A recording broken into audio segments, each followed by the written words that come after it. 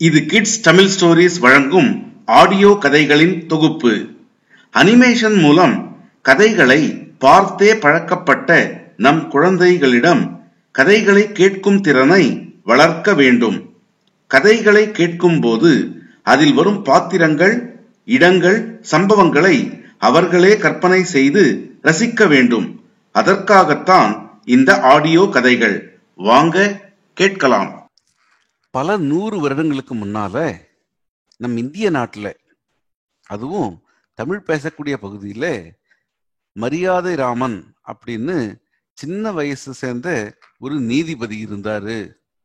அவரு தன்னுடைய அறிவு கூர்மையால பல சிக்கலான வழக்குகளுக்கு துல்லியமான தீர்ப்பை சொன்னாரு அப்படின்னு பரம்பரையா பல கதைகளை நாம கேள்விப்படுறோம். அந்த மரியாதை ராமனுடைய கதை வரிசையில இப்ப நாம கேட்க போற கதையுடைய பெயர் எலுமிச்சங்காய் அளவு சாதம்.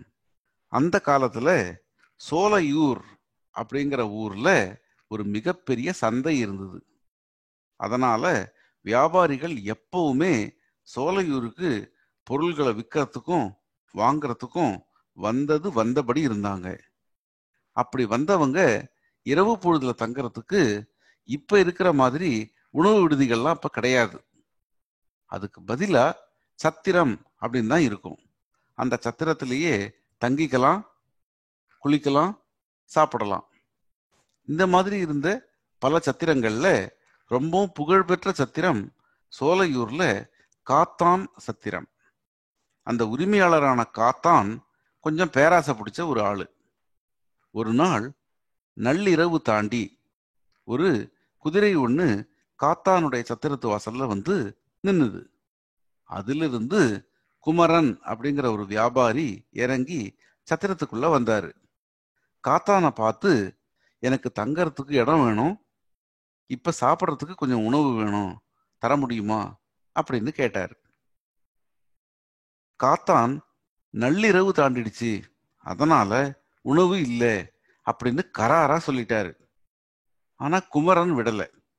எனக்கு ரொம்ப அதிகமா சாப்பாடு வேணும் அப்படின்னு அவசியம் இல்லை, எலுமிச்சங்காய் அளவு சாதம் இருந்தா கூட போதும், இதோ 10 பணம் வச்சிருக்கேன் அப்படின்னு சொல்லவும் காத்தானுக்கு இன்ப அதிர்ச்சி.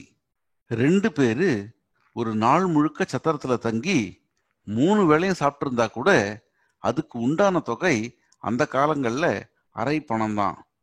ஆனா இந்த வியாபாரி 10 பணம் தரேன் அப்படின்னு சொல்றான். வர்ற காசை ஏன் விடணும் அப்படின்னு நினைச்ச காத்தான், சரி 10 பணத்தை கொடுங்க அப்படின்னு வாங்கி இடுப்பு கச்சையில சொருகி வச்சுக்கிட்டு அப்புறமா ஆளை கூப்பிட்டு இலை போட சொன்னாரு. இலையில முழு சாப்பாடு தான் சாப்பிட போறோம் அப்படின்னு நம்பி உட்கார்ந்த குமரனுக்கு அதிர்ச்சி. ஏன்னா மொத்தமே எலுமிச்சங்காய் அளவுக்கு, அதாவது ஒரு ஸ்பூன் அளவுக்கு சாப்பாட்டை போட்டு அதுல சாம்பாரை கொண்டு வந்து விட போனாங்க. உடனே அந்த குமரன், என்ன இது இவ்வளவு கம்மியா போடுறீங்க அப்படின்னு கேட்டதுக்கு, நீங்க தானே எலுமிச்சங்காய் அளவு போட்டா போதும்னு சொன்னீங்க, அதுதான் அப்படின்னு சொல்லவும் அவங்களுக்குள்ள வாக்குவாதம் வலுக்க ஆரம்பிச்சது. அதுக்குள்ள பொழுதும் விடிஞ்சிட்டதால குமரன் நேர அந்த ஊர்ல இருந்த நீதிமன்றத்துக்கு வந்தாரு. வந்து காத்தான் மேல வழக்கு தொடுத்தார். அந்த வழக்கை விசாரிச்ச நீதிபதி வேற யாரும் இல்ல, மரியாதை ராமன் தான். அவர் உடனே ஆளுங்களை விட்டு காத்தானையும் நீதிமன்ற விசாரணைக்கு கூப்பிட்டாரு. காத்தானை பார்த்து, நீங்க என்ன ஒப்பந்தம் போட்டீங்க, நீங்க என்ன செஞ்சீங்க அப்படின்னு கேட்கவும் காத்தான் சொன்னாரு, ஐயா நான் ஒப்பந்தத்தை மீறவே இல்லை, எலுமிச்சங்காய் அளவுக்கு சாதம் போட்டா போதும் அப்படின்னு அவர் சொன்னதுனாலதான் சரியா எலுமிச்சங்காய் அளவுக்கு போட்டேன். அதை கேட்ட மரியாதை ராமன் சொன்னாரு, ஒப்பந்தம் போட்ட வரைக்கும் சரி, ஆனா அத நீங்க கடைபிடிக்கல. ஏன்னா நீங்க ஒத்துக்கிட்டது எலுமிச்சங்காய் அளவு சாதம் போடுறதா, அதாவது ஒரு பருக்கையே எலுமிச்சங்காய் அளவு இருந்திருக்கணும். ஆனா நீங்க போட்டது எலுமிச்சங்காய் அளவு சாப்பாடு, பல பருக்கைகளை ஒன்னா சேர்த்து.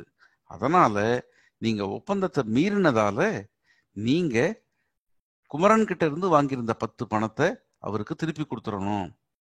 அது மட்டும் இல்லாம குமரனை ஏமாற்ற நினைச்சதுக்காக அதுக்கான தண்டனையா உங்களுடைய சத்திரத்துல இன்னைக்கு 3 வேளையும் குமரனுக்கு மட்டும் இல்லாம உங்க சத்திரத்துல யார் யார் தங்கியிருக்காங்களோ அவங்க எல்லாருக்கும் நீங்க இலவசமா உணவு போடணும்.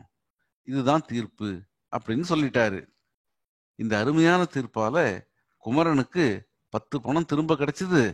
காத்தானுடைய சத்திரத்துல தங்கியிருந்த எல்லாருக்கும் ஒரு நாள் முழுக்க இலவசமா விருந்தும் கிடைச்சது. இதுதான் இப்ப நாம பார்த்த கதை. கதையுடைய பெயர் எலுமிச்சங்காய் அளவு சாதம். குழந்தைகளே, உங்களுக்கு இந்த கதை பிடிச்சிருந்ததா? பிடிச்சிருந்தது அப்படின்னா லைக் பண்ணுங்க, உங்களுடைய நண்பர்களுக்கும் ஷேர் பண்ணுங்க. தொடர்ந்து கதைகளை கேட்க நம்ம சேனலை சப்ஸ்கிரைப் பண்ணுங்க. உங்களுடைய கருத்துக்கள், எதிர்பார்ப்புகள் எதுவா இருந்தாலும் கமெண்ட் பாக்ஸ்ல போஸ்ட் பண்ணுங்க. கூடிய விரைவில் ஒரு புது கதையோட நாம சந்திப்போம். நன்றி.